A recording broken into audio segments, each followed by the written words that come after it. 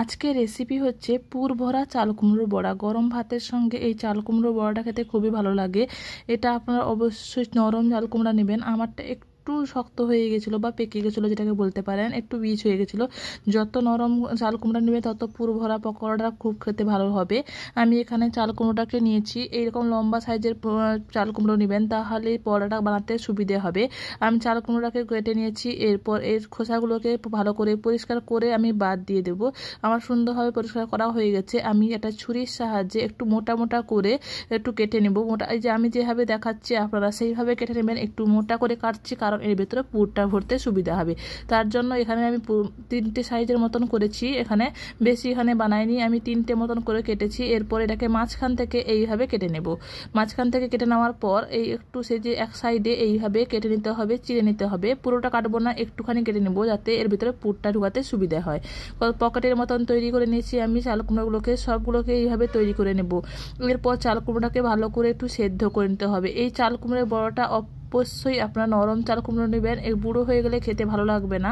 আমারটা বুড়ো হয়নি, কিন্তু একটু বীজটা শক্ত হয়ে গেছিলো, হালকা শক্ত বলতে পারবো না, একটু বীজটা হয়ে গেছিলো। যত যদি নরম নেবেন তত খুব ভালো হবে।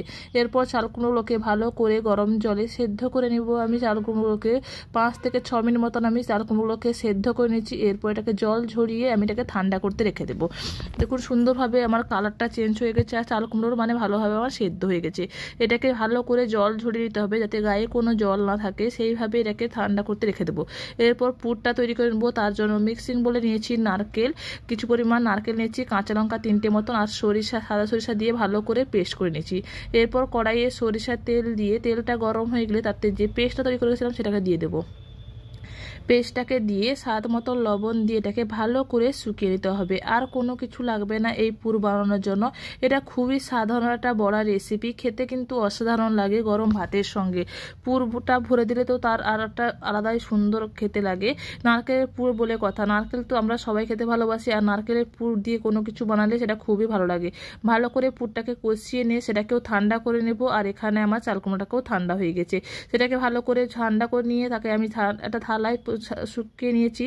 তারপর এখানটায় আমি ব্যাটারটা তৈরি করে নিয়েছি। তার জন্য নিয়েছি বেসন। বেসনে আমি দিচ্ছি স্বাদ মতন লবণ, একটু হলুদের গুঁড়ো 1 চিমটে মতন, আর দিয়েছি কাশ্মীরি লঙ্কার গুঁড়ো। এরপর এটাকে অল্প অল্প করে জল দিয়ে ভালো করে ফেটিয়ে নিতে হবে। ফেটানোর সময় আপনারা অবশ্যই লক্ষ্য রাখবেন যাতে ব্যাটারটা বেশি পাতলা না হয়। একটু ঘন টাইপের ব্যাটারটা করব যাতে চাল কুমড়োর গায়ে এটাকে লেগে থাকে। তার জন্য এখানে বেশি ঘন করেছি আমি একটু, আর পাতলা করিনি।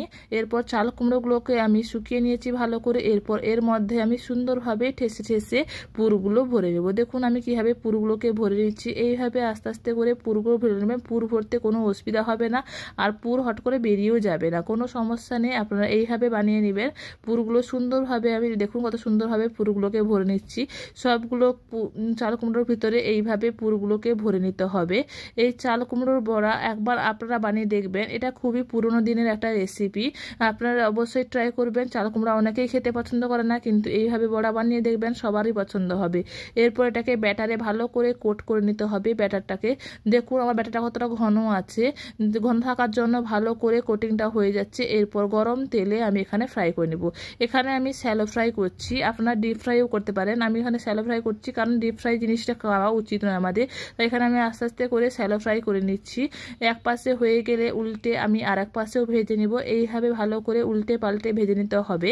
এই উল্টে পাল্টে ভালো করে ভেজে নিলে আমাদের তৈরি হয়ে যাবে চাল কুমড়োর বড়া। ভিডিও যদি আপনাদের ভালো লাগে লাইক শেয়ার করে দেবেন, আর আমার চ্যানেল যদি আপনারা প্রথমবার এসে থাকেন সাবস্ক্রাইব করে দেবেন। আর আমার চ্যানেলে যদি আপনারা কী ধরনের ভিডিও দেখতে চান, কী ধরনের রেসিপি, আমাকে কমেন্ট করে জানাবেন।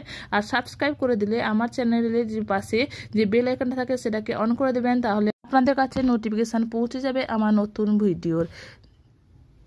দেখুন কত সুন্দরভাবে আমাদের পকোড়াগুলো ভাজা হয়ে গেছে। এরপর এটাকে আমি সার্ভ করে নেব একটা প্লেটে। গরম গরম পুর ভরা চাল কুমড়োর পকোড়া বা বড়া, আপনারা যাই বলতে পারেন, একবার অবশ্যই ট্রাই করে দেখবেন এই পকোড়া রেসিপিটা। Thank you for watching my video.